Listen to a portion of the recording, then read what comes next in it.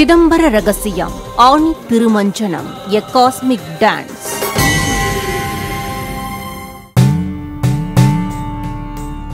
விஞ்ஞான உலகம் மெஞ்ஞான பூமியில் கண்ட அதிசயம். பரம ரகசியம் சிதம்பர ரகசியம்.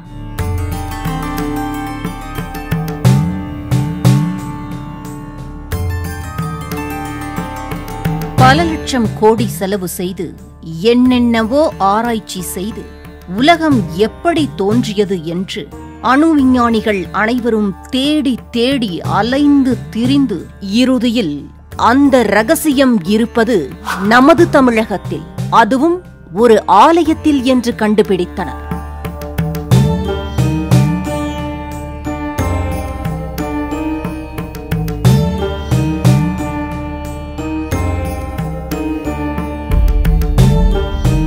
சரியாக சொல்ல வேண்டுமானால் கர்ப்பகிரகம் எனப்படும் மூலஸ்தானத்துள் ஈசனின் திருப்பாத பெருவிரலில்தான் இந்த மொத்த உலக இயக்க ரகசியமும் சூட்சுமமாக இருக்கிறது என்ற முடிவுக்கு வந்தனர். இதை கண்டுபிடித்த பின் விஞ்ஞான உலகம் அதிசயத்து மெய் சிலிர்த்து போனது. ஆனந்தத்தில் அளாவியது. தமிழகத்தை நோக்கி படையெடுத்தது.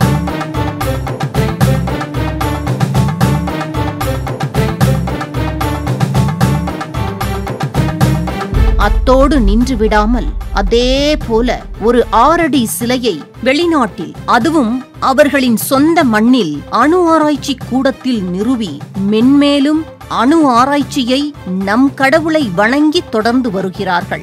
இப்படி விஞ்ஞான உலகமே வியக்கும் நடராஜ பெருமானின் திரு அவதார மகத்துவம்தான் என்ன? உலகத்தின் மையப்புள்ளி இருப்பது தில்லை நடராஜ பெருமானின் பெருவிரலில் என்பது உண்மைதானா? பதஞ்சலி முனிவரும் வியாக்கிரபாதரும் கண்டுகளித்த சிவபெருமானின் திருநடனத்தின் மகிமைதான் என்ன? சிதம்பர ரகசியம் என்றால் என்ன? இப்படி பல விஷயங்களுக்கு பதிலாக வருகிறது ஆணி திருமஞ்சனம் எ காஸ்மிக் டான்ஸ். இது ஒரு ஆன்மீக அறிவியல் பொக்கிஷம். அதனால் கவனமாக பாருங்கள். எக்காரணம் கொண்டும் தவறவிட்டு விடாதீர்கள்.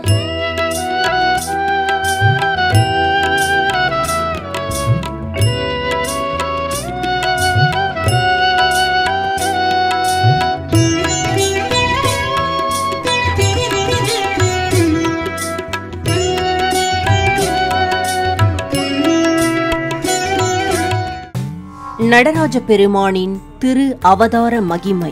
அன்பே சிவம் என்பார்கள். அந்த சிவபெருமானையும் பலர் நிந்தித்து விரோதித்துள்ளனர் என்றால் ஆச்சரியமாக இருக்கிறதல்லவா? ஆம் நேயர்களே, முன்னொரு காலத்தில் பெரிய கூட்டமே சிவபெருமானை வழிபடாமல் கடவுள் இல்லை என்று ஆணவத்தில் இருந்தனர். அதுவும் கூட்டம் என்றால் 20-30 பேர் அல்ல, மொத்தம் 80,000 பேர். அவர்கள் சாதாரணமானவர்கள் என்று நினைத்து விடாதீர்கள். அனைவருமே கடவுளுக்கு நிகரான சக்தி படைத்த ரிஷிகள். தாருகாவனம் என்றொரு இடத்தில் வாழ்ந்து வந்த அந்த 80,000 ரிஷிகளும் ஈசனை வணங்காமல் ஈசனையே அழிக்க கொடிய அபிசார யாகம் செய்தனர். அந்த யாகத்தில் இருந்து பல கோடி மிருகங்களை வரவழைத்து சிவபெருமானுக்கு எதிராக ஏவி ஈசனை கொல்ல நினைத்தனர். முடியுமா அது? அண்ட சராசரங்களையும் படைத்து காத்து அழித்து அருளி மறைக்கும் மகேசன் அல்லவா அவர்? யாகத்தில் இருந்து கண்மம் என்னும் யானை வந்தது. அதை அழித்து அதன் தோலை போர்த்திக் கொண்டார். மாயை என்னும் புலி வந்தது. அதை கொன்று அதன் தோலை உடுத்திக் கொண்டார். இப்படி பாம்புகள் வந்தன, மண்டை ஓடுகள் வந்தன. அதையெல்லாம் அள்ளி மாலையாக்கி அணிந்து கொண்டார். இது மட்டுமல்ல, யாகத்தில் இருந்து வரிசையாக மான் வந்தது, மழு வந்தது, டமருகம் வந்தது, சூலம் வந்தது, பூதங்கள் வந்தன, அக்னியும் வந்தது. அனைத்தையுமே ஆட்கொண்டு தன்னோடு இணைத்து மகாதேவனாக அந்த பரமேஸ்வரன் காட்சி தந்த போதும் கூட தாருகாவனத்து ரிஷிகளை ஆணவம் என்னும் அரக்கன் விட்ட பாடு. அதனால் இறுதி முயற்சியாக 80,000 பேரும் ஒரு சேர அமர்ந்து கொடிய சூன்ய மந்திரங்களை யாகத்தில் ஒரே சமயத்தில் பிரயோகித்தனர். அப்பொழுது வந்தான் ஒரு அரக்கன். அவனை பார்த்தால் உலகையே அழிக்க பிறந்தவன் போல இருந்தான். உலக மக்களின் மொத்த ஆணவத்தின் உருவமாக, அறியாமையின் உச்சமாக வந்த அவன் பெயர் முயலகன். ஈசனை நோக்கி வந்த அந்த அரக்கன் முயலகனை ஒரு குழந்தையாக்கி ஈசன் அவனை அப்படியே தூக்கி தனது காலடியில் வைத்து ஆடினார் பாருங்கள் ஒரு ஆட்டம். அந்த ஆட்டம்தான் ஆனந்த தாண்டவம். அந்த கோலம்தான் நடராஜர் கோலம். அந்த நடனத்தையும் ஈசனின் திருக்கோலத்தையும் கண்ட பின்தான் தாருகாவனத்து முனிவர்களுக்கு ஞானம் பிறந்தது. சிவனே அகில உலக கடவுள் என்று மனமாற ஏற்று தங்கள் தவறை உணர்ந்து அழுது புரண்டு மன்னிப்பு கோரினர். அந்நேரத்தில் சிவன் இன்னும் ஆனந்தமாகி அன்பே சிவம் என்பதை உலகுக்கு உணர்த்தி ஆனந்த கூத்தனாக, சபாநாயகனாக, சிற்றம்பல அரசனாக, பொன்னம்பலத்தனாக, சிவானந்தமாக சதா நிறுத்த மூர்த்தி கோலத்தில் ஆடினார் ஆனந்த தாண்டவம். அதை காண கண்கோடி வேண்டும். ஆதிசேஷன் எடுத்த பதஞ்சலி அவதாரம்.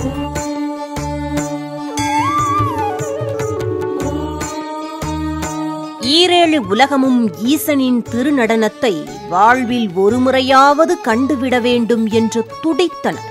ஏனென்றால் அதுவே முக்தியின் ரகசியம் என்பதால் சிவதாண்டவத்தை காண உலக மக்கள் மட்டுமல்லாமல் தேவாதி தேவர்களும் கூட ஈசனின் ஆனந்த தாண்டவத்தை காண தவம் கிடந்தனர்.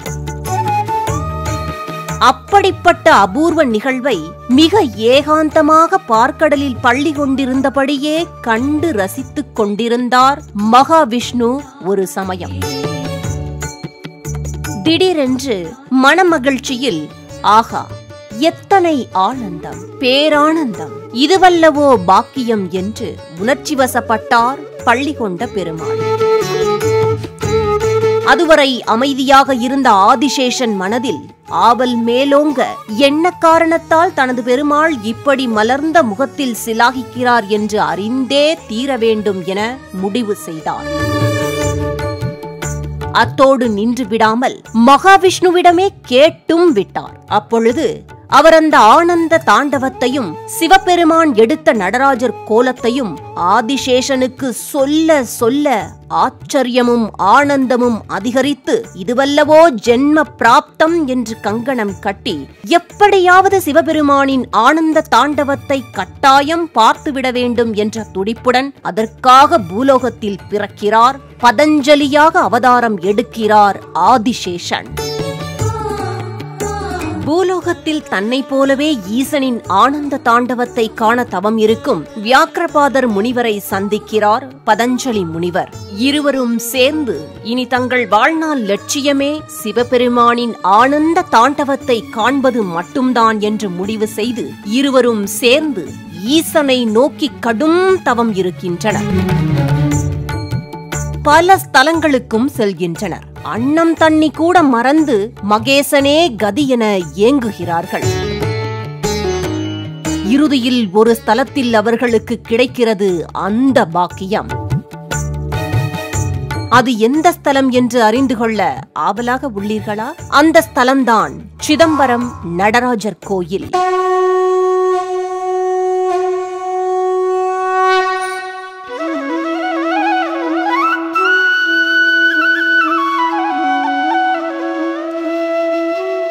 शिवोऽहं शिवोऽहं शिवोऽहं शिवोऽहं शिवोऽहं शिवोऽहं शिवोऽहं शिवोऽहं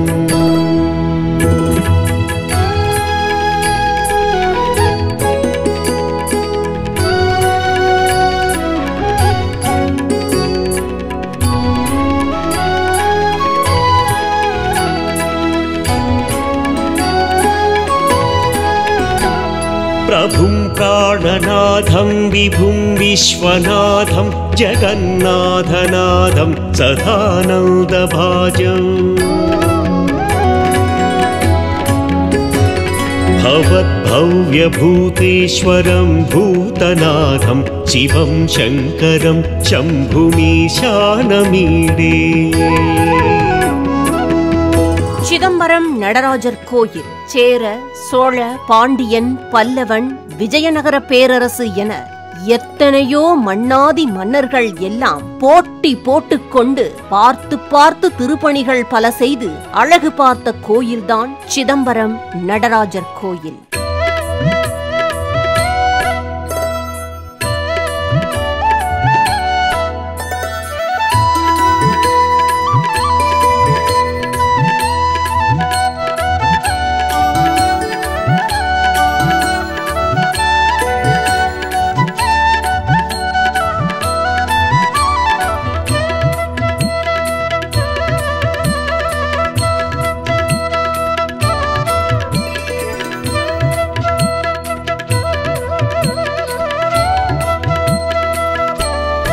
தேவாதி தேவர்களும் தெய்வங்களும் வந்து வழிபட்ட ஸ்தலம். சித்தர்களும் முனிவர்களும் ரிஷிகளும் யோகிகளும் கொண்டாடி மகிழ்ந்த புண்ணிய தேசமே சிதம்பரம். சந்திரசேகர சந்திரசேகர சந்திரசேகர பாஹி மாம் சந்திரசேகர சந்திரசேகர சந்திரசேகர ரக்ஷ மாம். சந்திரசேகர சந்திரசேகர சந்திரசேகர பாஹி மாம் சந்திரசேகர சந்திரசேகர சந்திரசேகர ரக்ஷ மாம்.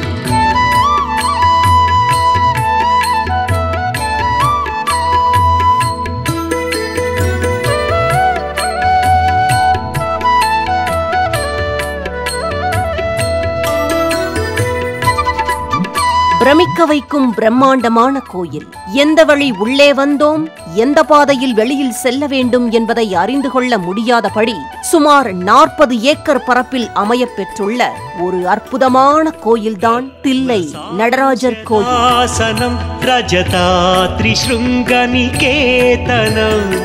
நாற்புறத்திலும் கோபுரங்கள், நினைத்து கூட பார்க்க முடியாத சிற்ப கலைக்களஞ்சியமாக விளங்கும் அதிசய கோயில்.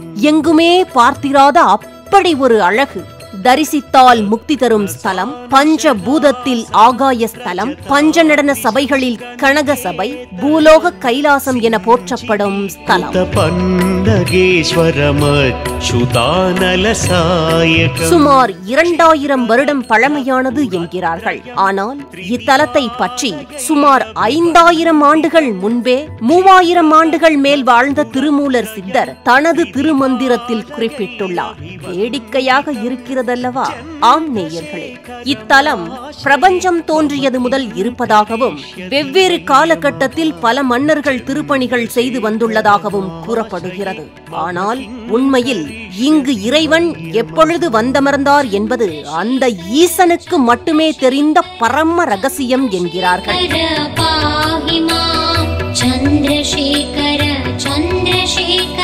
கோயிலுக்குள்ளே பல கோயில்கள் இருக்கும் ஒரு வியக்க வைக்கும் பிரம்மாண்டமான ஆலயம்தான் சிதம்பரம் நடராஜர் கோயில்.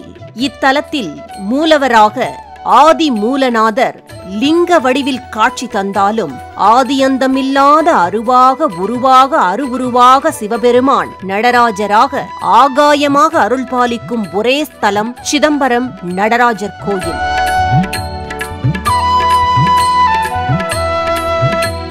அன்னை சிவகாமி ஆட்சி செய்யும் ஸ்தலம். அதே சமயம் அரியும் அரணும் ஒன்று என்பதை நிரூபிக்கும் வகையில் கோவிந்தராஜ பெருமாளாக பள்ளி கொண்ட பெருமாள் இங்கு அருள் பாலிப்பதும் ஒரு அற்புதமாகும். அது மட்டுமல்ல, இந்தியாவிலேயே முதலில் தங்கத்தில் கூரை வேயப்பட்ட கோயில் சிதம்பரம் தில்லை நடராஜர் கோயில்தான். பஞ்சபாதப புஷ்பகந்த பதாம்புஜ வயசோபிதம் இப்படி எண்ணற்ற சிறப்புகள் கொண்ட இத்தலத்தில்தான் திருமுறைகள் கிடைத்தன. அதாவது காலத்தால் அழைத்திட முடியாத அந்த பெரிய பொக்கிஷத்தை நம்பியாண்டார் நம்பிக்காக இங்குள்ள பொல்லா பிள்ளையாரே நேரில் தோன்றி சுட்டிக்காட்டிட ராஜராஜ சோழனால் அந்த புதையல் எடுக்கப்பட்டு தமிழ் உலகுக்கு கிடைத்தது என்பது எத்தனை பெரிய அதிசயம். சந்திரசேகரமாஶ்ரயே மம கிம் கரிஷ்யதி வையமஹ சந்திரசேகரமாஶ்ரயே மம கிம் கரிஷ்யதி வையமஹ.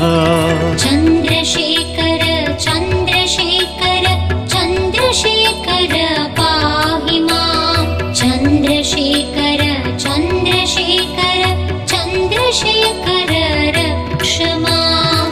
இங்கிருக்கும் 1000 கால் மண்டபம் பிரமிப்பின் உச்சம். இது ஆலயமா அல்லது தேவலோக அரண்மனையா என்று வியக்க வைக்கிறது. அப்படி ஒரு பிரம்மாண்டம். வானத்தில் இருந்து கழுகு பார்வையில் பார்த்தால் ஆலயத்தின் மொத்த அழகையும் பார்த்து கொண்டே இருக்கலாம் போல் தோன்றுகிறது. மலோச்சன பூஜிதாங்கிரி சரோருஹம். இப்படி எண்ணற்ற அதிசயங்களும் ஆச்சரியங்களும் கொட்டி கிடக்கும் சிதம்பரம் நடராஜர் ஆலயத்தில் யாரை கேட்டாலும் சிதம்பர ரகசியம் சிதம்பர ரகசியம் என்கிறார்களே, அது என்ன சிதம்பர ரகசியம் என்று கேட்டோம். அதை பற்றிய உண்மை தகவல்களை சேகரிக்க எங்கள் குழு களத்தில் இறங்கியது. அப்பொழுது எங்களுக்கு கிடைத்த தகவல்கள் இன்னமும் எங்களை மெய்சிலிர்க்க வைத்தன.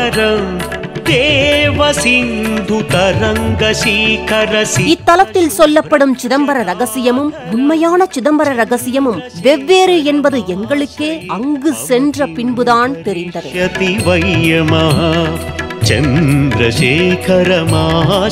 சிதம்பர ரகசியம் என்றால் என்ன என்பதை தெரிந்து கொள்ளும் முன் இத்தலத்தில் இன்னும் ஒரு மறைக்கப்பட்ட ரகசிய வழிபாடு இருக்கிறது. அதை பற்றி முதலில் தெரிந்து கொள்வோம். சந்திரசேகர சந்திரசேகர சந்திரசேகர ரக்ஷ மாம்.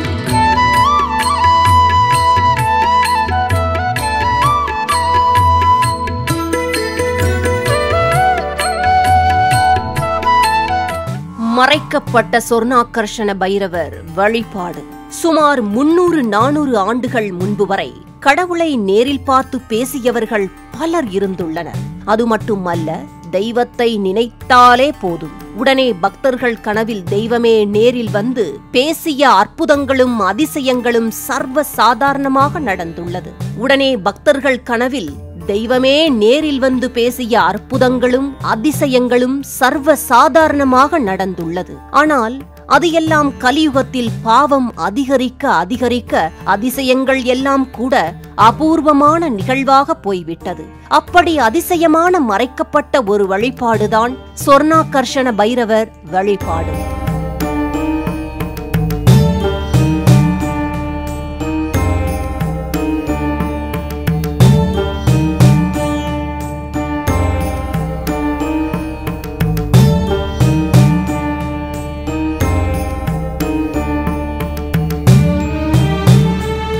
சிதம்பரத்தில் எல்லோரும் நடராஜரையும் சிவகாமி அம்மனையும் வழிபட்டு விட்டு வந்து விடுவார்கள். ஆனால் வெகு சிலரே விபரம் தெரிந்து இங்குள்ள சொர்ணாகர்ஷண பைரவரை வழிபடுவார்கள். ஏன், இன்னும் சொல்ல போனால் பலருக்கும் சொர்ணாகர்ஷண பைரவரையே தெரியாமல் இருக்கக்கூடும். அப்படியே தெரிந்திருந்தாலும் இத்தலத்தில் சொர்ணாகர்ஷண பைரவர் இருக்கிறார் என்று தெரிந்து வழிபடுபவர்கள் உண்மையில் இந்த சொர்ணாகர்ஷண பைரவரே சிதம்பரத்தின் மறைக்கப்பட்ட ரகசியம் என்று கூட சிலர் சொல்கிறார்கள். அது என்ன ரகசியம் என்கிறீர்களா? சிதம்பரத்தில்தான் கடவுளே நேரில் வந்து தங்கம் தந்துள்ளார் என்றால் நம்ப முடிகிறதா?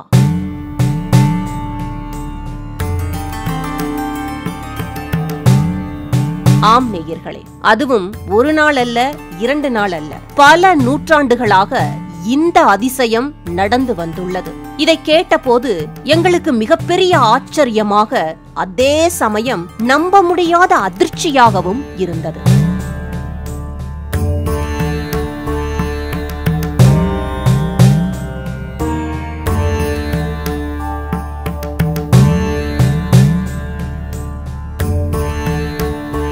தங்கம் தந்த சொர்ண பைரவர்.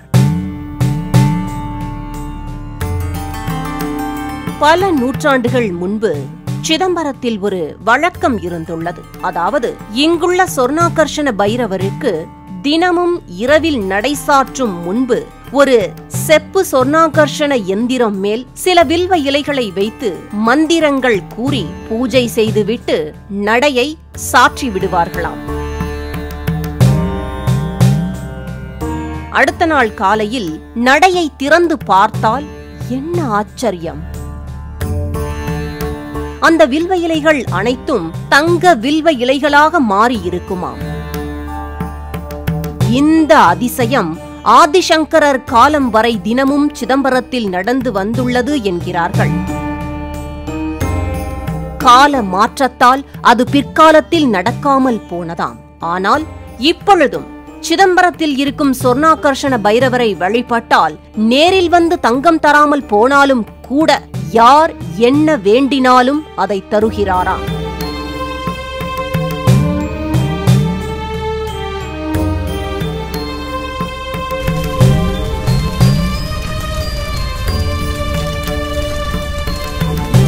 குறிப்பாக அளவற்ற பணம் தருவதாக சொல்லப்படுகிறது.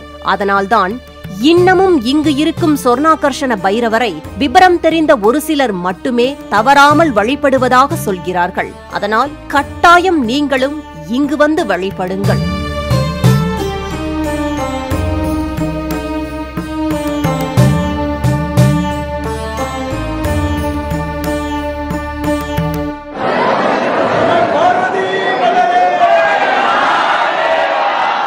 இத்தலம் வந்து சொர்ணாகர்ஷண பைரவரை வழிபடுவோர் திங்கட்கிழமை, வியாழக்கிழமை, வெள்ளிக்கிழமைகளில் வழிபடுவது விசேஷம் என்கிறார்கள். அதிலும் நீண்ட நாள் கடன் பிரச்சனையால் அவதிப்படுபவர்கள் 9 பௌர்ணமிகள் தொடர்ந்து இத்தலம் வந்து சொர்ணாகர்ஷண பைரவருக்கு அவல் பாயசம், உலர் திராட்சை, முந்திரி வைத்து வழிபட்டால் நிச்சயம் பணம் சேரும், கடன் பிரச்சனை தீரும் என்கிறார்கள்.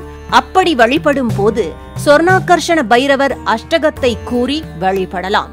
மேலும் சொர்ணாகர்ஷண பைரவர் எந்திரம் அல்லது படம் வைத்து வீட்டில் தொடர்ந்து வழிபட்டாலும் கடன் பிரச்சனைகள் தீரும் என்கிறார்கள். ஆனால் இப்படி வழிபடுவோர் வழிபடும் விஷயத்தை ரகசியமாக வைத்துக் கொள்ள வேண்டுமா, பிறருக்கு சொல்லக்கூடாது என்கிறார்கள்.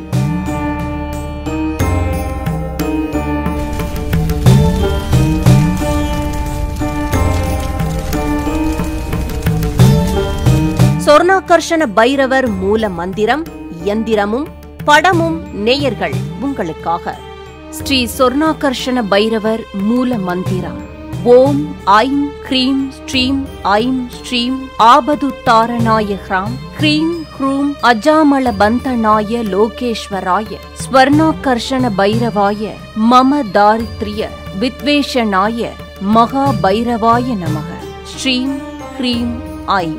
அண்ட பிரம்மமும் அடக்கி ஆண்டிடும் அஷ்ட பைரவன் நீ, பஞ்சபூதங்கள் பஞ்சம் தேடிடும் கால பைரவன் நீ. ஈசன் வம்சமிவா ருத்ர அம்சமைவா, சூலம் ஏந்திக்க பாலம் தாங்கி நிர்வாண ரூபனாய் அருளவா. இந்த தகவல்களை எல்லாம் கேட்ட பின் எங்களுக்கு இதைவிட ஒரு பெரிய அதிசயம் இருப்பதாக தோன்றவில்லை. ஆனால் வெளிநாட்டவர் நம் நாட்டு கோயிலுக்கு காரணமில்லாமல் வரமாட்டார்கள் அல்லவா?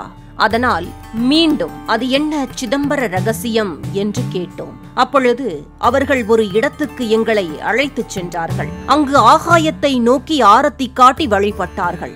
ஒன்றுமே புரியவில்லை. அப்பொழுதுதான் இதை பற்றி விவரம் தெரிந்த ஒருவர் வந்தார். அவர் சிதம்பர ரகசியம் என்றால் என்ன, ஏன் சிலர் சிதம்பரத்தை பூமியின் மையப்புள்ளி என்கிறார்கள், பிக் பேங் தியரிக்கும் சிதம்பரத்துக்கும் என்ன சம்பந்தம், நடராஜர் சிலையை வெளிநாட்டில் அதுவும் அணு ஆராய்ச்சி கூடத்தில் ஏன் வைத்துள்ளார்கள், radio, TV, cellphone, computer, telepathy, Akashic records இதற்கும் சிதம்பரத்திற்கும் என்ன சம்பந்தம், நடராஜர் நடனத்தை ஏன் காஸ்மிக் டான்ஸ் என்கிறார்கள், காட் பார்ட்டிகல் என்றால் என்ன என இப்படி பல வியக்க வைக்கும் தகவல்களை எல்லாம் எங்களுடன் பகிர்ந்தார் அந்த நபர். இதில் சுவாரஸ்யமான மற்றொரு தகவலையும் சொன்னார். அதாவது நம்மை படைத்த கடவுளை கண்டுபிடிக்க ஆராய்ச்சியை தொடங்கிய உலக விஞ்ஞானிகளுக்கு பெரும் சிக்கல் ஏற்பட்டதாம். அந்த சிக்கலை தீர்த்து வைத்து அதற்கு பரிகாரமும் சொன்னவர் ஒரு தமிழராம். யார் அவர்? அவர் சொன்ன பரிகாரம் என்ன? தொடர்ந்து பார்க்கலாம். சிதம்பர ரகசியத்தை தேடிச் சென்ற எங்களுக்கு சிவபெருமானை முழுவதுமாக தரிசித்து அவர் அருளை பரிபூரணமாக உணரும் பாக்கியம் கிடைத்தது.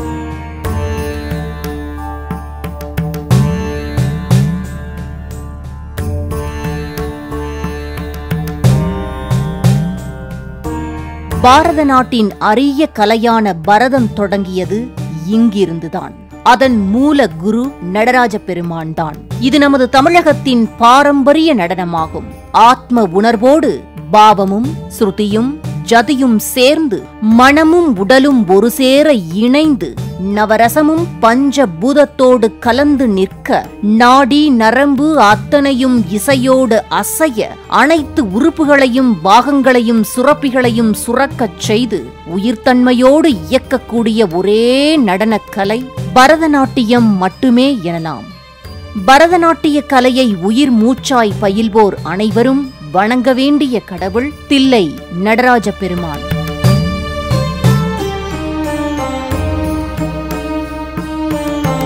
சிதம்பர நடராஜரை தரிசிக்காமல் அவரை வணங்காமல் நிச்சயம் அரங்கேற்றம் எவரும் செய்ய மாட்டார்கள் எனலாம். அதனால்தான் உலகில் எங்கு பிறந்தாலும் சரி, இங்கு நடைபெறும் நாட்டியாஞ்சலி நிகழ்ச்சியில் வந்து கலந்து கொண்டு இங்கு வந்து ஈசனை வழிபடுவதே நடனக் கலைஞர்கள் அனைவரின் வாழ்நாள் லட்சியமாக உள்ளது. அதற்கு காரணம் சிவனே முழுமுதற் ஆதி பரம்பொருளாகும். அவரது நடனமே உயிர்களின் தோற்றத்தின் இரகசியமாகும். இதை இன்று வெளிநாட்டவர் காஸ்மிக் டான்ஸ் என்கிறார்கள். ஆனால் பல்லாயிரம் ஆண்டுகள் முன்பே நமது நாட்டு சித்தர் திருமூலர் திருமந்திரத்தில் அணுவை ஆதி சிவன் என்று கூறிவிட்டார். அணுவில் அணுவினை ஆதி பிராணை, அணுவில் அணுவினை 1000 கூறு இட்டு அணுவில் அணுவை அணுகவல்லார்கட்கு அணுவில் அணுவை அணுகலும் ஆமே. அதாவது எண்ணிலடங்கா கோடி அண்டங்கள் பேரண்டங்கள் தோன்றுவதற்கு மூல காரணமாக இருந்து உயிருள்ள உயிரில்லா அனைத்து படைப்புக்கும் அடிப்படையாக இருப்பது ஒரு அணு. அந்த அணுதான் ஆதி சிவப்பரம்பொருள். அவர் நடராஜராக நிகழ்த்திய அதிசயத்தின் நிறைவு பகுதியே இந்த ஆணி திருமஞ்சனம், எ காஸ்மிக் டான்ஸ். உலகமே இன்று கொண்டாடும் நம் நடராஜ பெருமான் எப்படி வெளிநாட்டில் பிரதிஷ்டை செய்யப்பட்டார் என்பதை இனி காணலாம்.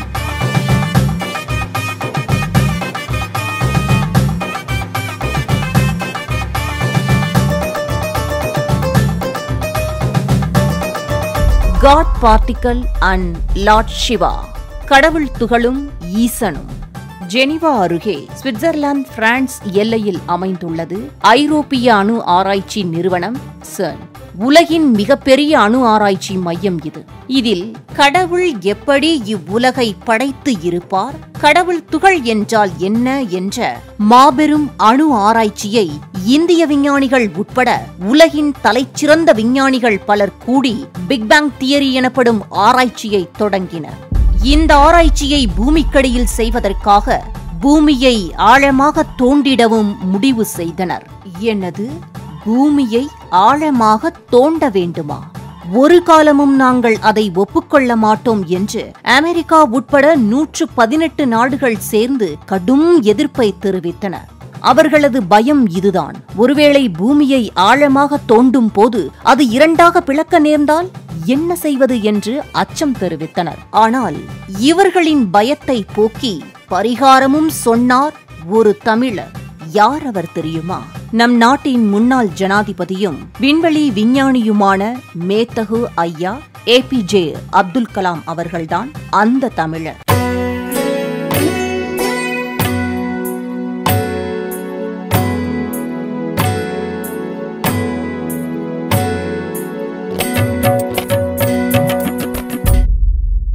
அவர் சொன்ன பரிகாரம் என்ன தெரியுமா?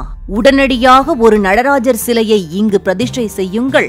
உலகத்தையே ஆக்கி காத்து அழித்து மறைத்து அருளும் எங்கள் நடராஜ பெருமானை இங்கு வைத்தபின் உங்கள் ஆய்வை நீங்கள் தைரியமாக தொடரலாம்.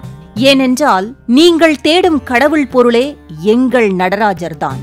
இவரின் நடனமே இப்பிரபஞ்சத்தை ஆட்டி வீக்கிறது. இதை சித்தர் நூலில் பல்லாயிரம் ஆண்டுகள் முன்பே எங்கள் அகத்தியர் சித்தர் பாடி உள்ளார். அணுவும் நானே அண்டமும் நானே என்று சிவபெருமானே அப்பாடலில் கூறியிருப்பதாக ஆதாரத்துடன் விளக்கிச் சொன்னார்.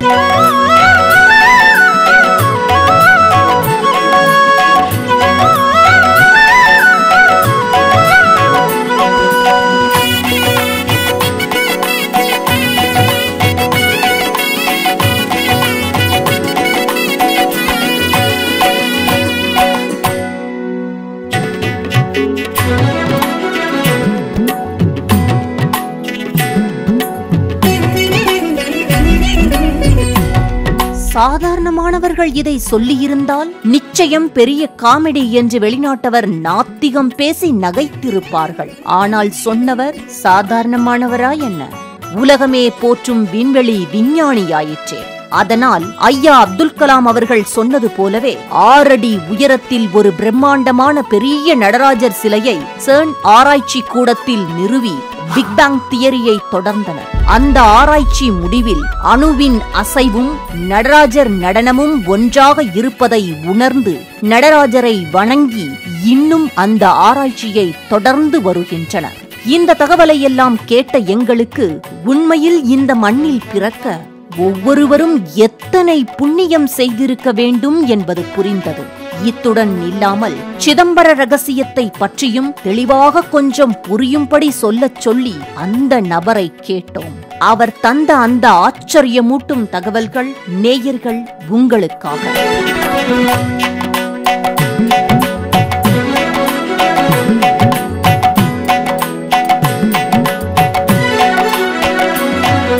சிதம்பர ரகசியம் நம் நாட்டின் புராணங்களிலும் இதிகாசங்களிலும் லட்சக்கணக்கான ரகசியங்கள் புதைந்துள்ளன. நம்மிடம் அவையெல்லாம் கதை என்று சொல்லிவிட்டு அவை அனைத்தையும் ஆராய்ச்சி செய்து ஒவ்வொன்றாய் கண்டுபிடித்து வருகின்றனர் வெளிநாட்டவர். அவை என்ன என இனி பார்ப்போம். சிவனின் நெற்றிக்கண்ணில் இருந்து வரும் தீப்பொறிதான் இன்றைய கரண்ட், அதாவது மின்சாரம். கையிலையில் நடக்கும் ஈசனின் திருக்கல்யாணத்தை பொதிகையில் இருந்தபடியே பார்த்து ரசித்தார் அகத்தியர். அதுதான் இன்றைய வீடியோ கால். மகாபாரதத்தில் காந்தாரிக்கு பிறந்த 100 குழந்தைகள்தான் இன்றைய டெஸ்ட் டியூப் பேபிஸ். சித்தர் அகத்தியரும் தேரையரும் சேர்ந்து ஒரு நோயாளியின் மண்டையை பிளந்து அதிலிருந்த தேரையை எடுத்து நோயாளியின் தலைவலியை சரி செய்தனர். அதுதான் இன்றைய ஓபன் ஹெட் சர்ஜரி, அதாவது ஆபரேஷன். ராவணன் வானில் பறந்த புஷ்பக விமானம்தான் இன்றைய ஏரோப்ளேன். மகாபாரதத்தில் ஏவப்பட்ட பிரம்மாஸ்திரங்கள் தான் இன்றைய நியூக்ளியர் பாம்.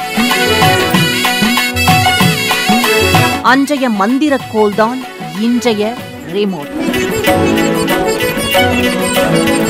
இப்படி எண்ணற்ற விஷயங்கள் நம் புராணங்களில் இதிகாசங்களில் சொல்லப்பட்டவையே. இவை அனைத்தையும் இன்றைய விஞ்ஞானிகள் தங்கள் கண்டுபிடிப்பாக சொல்லி வருகின்றனர். இதற்கெல்லாம் ஆதாரமாக இருப்பது ஆகாயம் எனப்படும் ஈத்தர் தானாம். ஆகாயத்தில்தான் சகலவிதமான ரகசியங்களும் புதைந்துள்ளதாம். குறிப்பாக வேவ்ஸ் எனப்படும் அணு அலைகள் எல்லாம் அதி ரகசியமாக மின்காந்தமாக என்ன அலைகளாக சூட்சுமமாக ஆகாஷிக் ரெக்கார்ட்ஸாக வானில் இருப்பதாகவும் அவற்றின் தலைமை இடமே சிதம்பரத்தில் காணப்படும் அந்த வெட்டவெளி ஆரத்தி என்கிறார்கள். அதனால்தான் இதை உலகின் மையப்பகுதி என்று சிலர் நம்புகிறார்கள்.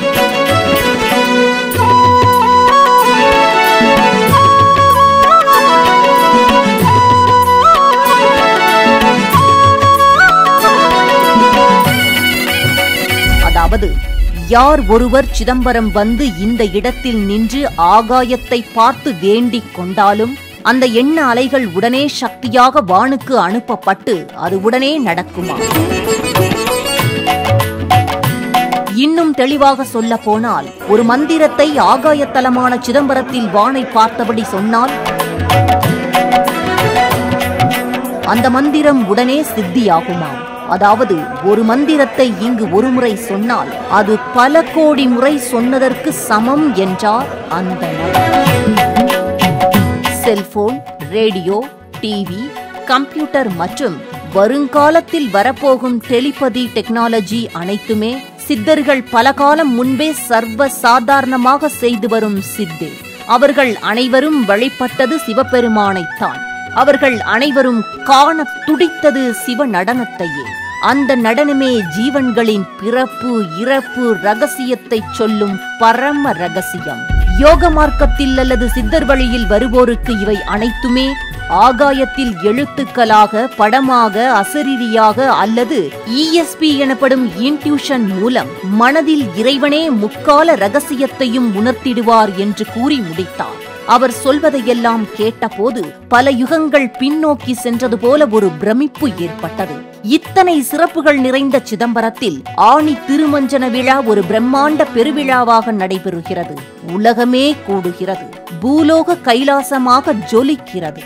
வாருங்கள், தரிசிப்போம்.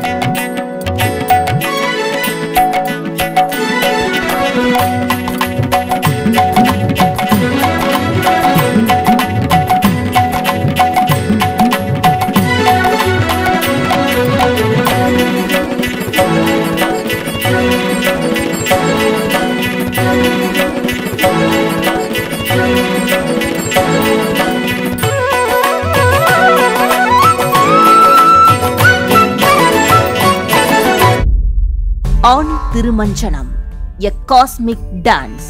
திருமஞ்சனம் என்றால் மகா அபிஷேகம் என்று பொருள். தேவர்களின் சந்தியா காலமாக விளங்கும் மாதம் ஆணி மாதம். இது இறை வழிபாட்டிற்கு உகந்த மாதம். இந்த மாதத்தில் நடராஜ பெருமானுக்கு சிறப்பு அபிஷேகம் உத்திர நட்சத்திர நாளில் நடைபெறும். அப்போது நடராஜ பெருமான் ஆனந்த நடனம் ஆடியபடியே வருவார். இதையே வெளிநாட்டவர் காஸ்மிக் டான்ஸ் என்கிறார்கள்.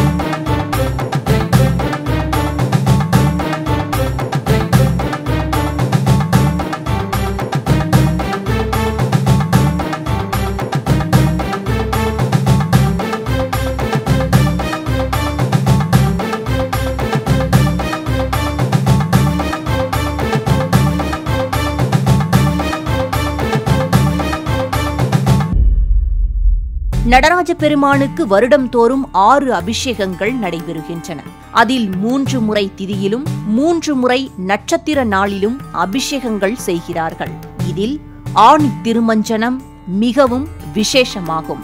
அப்பொழுது இத்தலம் வருவது ஜென்ம பிராப்தம் என்கிறார்கள். சிவபெருமானுக்கு தினம்தோறும் அபிஷேக ஆராதனைகள் நடைபெறுவது வழக்கம். ஆனால் ஆடலரசன் நடராஜ பெருமானுக்கு ஆண்டில் 6 அபிஷேகங்கள் மட்டும்தான். அவற்றுள் மார்கழி திருவாதிரையும் ஆணி உத்திரமும் சிதம்பரத்தில் பிரம்மோற்சவமாக கொண்டாடப்படுகின்றன. சிதம்பரத்தில் ஆணி திருமஞ்சன விழா 10 நாள் திருவிழாவாக நடைபெறுகிறது. சித்திரை, வைகாசி, ஆணி மாதங்களில் கோடை வெயில் மிக கடுமையாக இருக்கும். அதனால் வைகாசியில் அக்னி நட்சத்திர காலம் முடிந்ததும் ஆணியில் திருமஞ்சனம் செய்யப்படுகிறது. சூரியன் ஆட்சி வீடான சிம்மத்தில் சூரியனுக்கு உரிய உத்திர நட்சத்திர நாளில் உலக மக்கள் அனைவரும் வெப்பத்தில் இருந்து மீளவும், பூமி குளிர்ச்சி அடையவும், மழை பெய்ய வேண்டி 7-14 உலகையும் தன் நடனத்தால் படைத்து காத்து ஆட்கொள்ளும் சிவபெருமானின் மனமும் திருமேனியும் குளிர வேண்டி ஆணி திருமஞ்சன திருவிழா ஆகாய ஸ்தலமான கனக சபையில் பிரம்மாண்டமாக கொண்டாடப்படுகிறது. அப்பொழுது நடராஜரையும் அன்னை சிவகாமியையும் 1000 மண்டபத்தில் எழுந்தருளச் செய்வார்கள். அங்கே அவருக்கு திருமஞ்சனம் பிரம்மாண்டமாக நடைபெறும். நடராஜ பெருமான் சிவகாமி அம்மையுடன் காட்சி தர பால், தயிர், பஞ்சாமிர்தம், பன்னீர், இளநீர், சந்தனம் என 36 வகையான திரவியங்களை கொண்டு விடிய விடிய அபிஷேகங்கள் தொடர்ந்து நடைபெறும் கண்கொள்ளா காட்சியது. பிறகு இருவரும் ஆனந்த நடனம் ஆடியபடியே சிற்சபையில் எழுந்தருள்வார்கள். அதை காண கண்கோடி வேண்டும். ஆணி திருமஞ்சனத்தை சிதம்பரத்தில் தரிசித்தால் முக்தி நிச்சயம் என்கிறார்கள். ஆணி திருமஞ்சன விழாவின் முக்கியமான மற்றொரு நிகழ்வு திருத்தேரோட்டமாகும். இந்த தேரோட்டத்தின் போது தேர் வடத்தை தொட்டாலே பல ஜென்ம பாவமும் தீரும் என்பதால் ஆயிரக்கணக்கான பக்தர்கள் உலகம் முழுவதும் இருந்து வந்து இந்த தேரோட்டத்தில் கலந்து கொள்கிறார்கள்.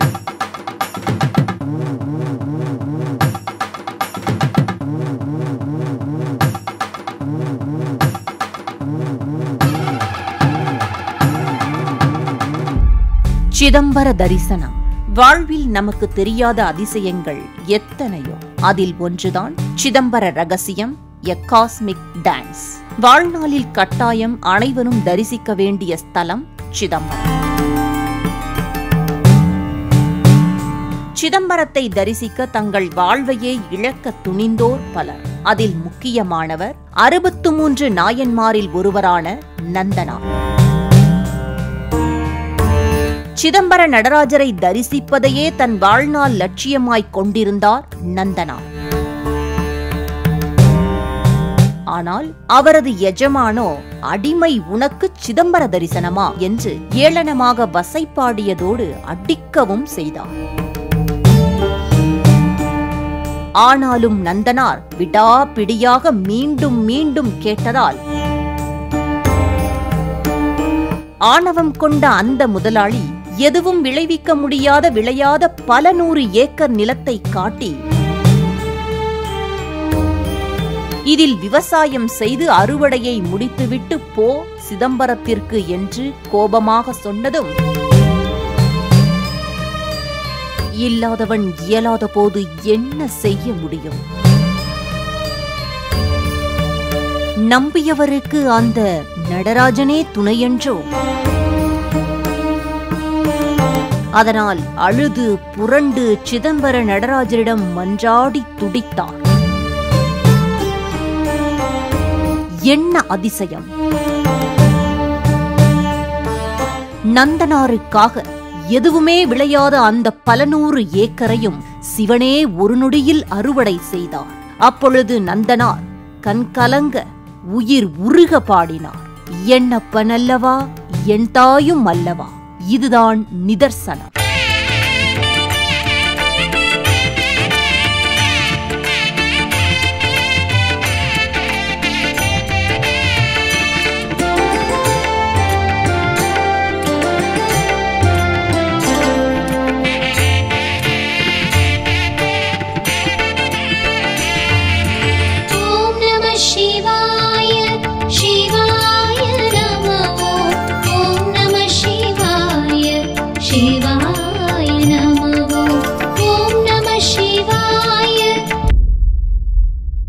ஈசரை கண்டபின் என்ன வேண்டத் தோன்றும்? புல்லாகி பூடாய் புழுவாய் மரமாகி பல்விருகமாகி பறவையாய் பாம்பாகி கல்லாய் மனிதராய் பேயாய் கணங்களாய் வல்லசுரராகி முனிவராய் தேவராய் செல்லா நின்ற இத்தாவரச் சங்கமத்துள் எல்லா பிறப்பும் பிறந்திழைத்தேன் எம்பெருமான், மெய்யே உன் பொன்னடிகள் கண்டு இன்று வீடுற்றேன் என்று ஆடி பாடி அவனடி சேரும். ஓம் நம சிவாய.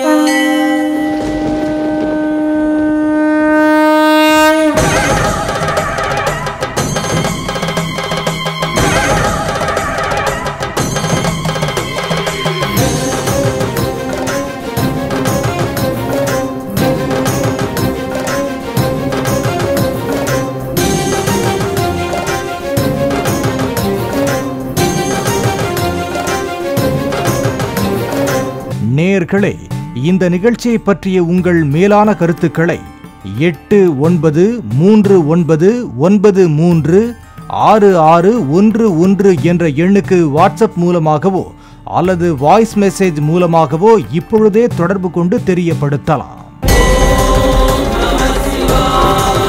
சிதம்பர ரகசியம், ஆணி திருமஞ்சனம், எ காஸ்மிக் டான்ஸ்.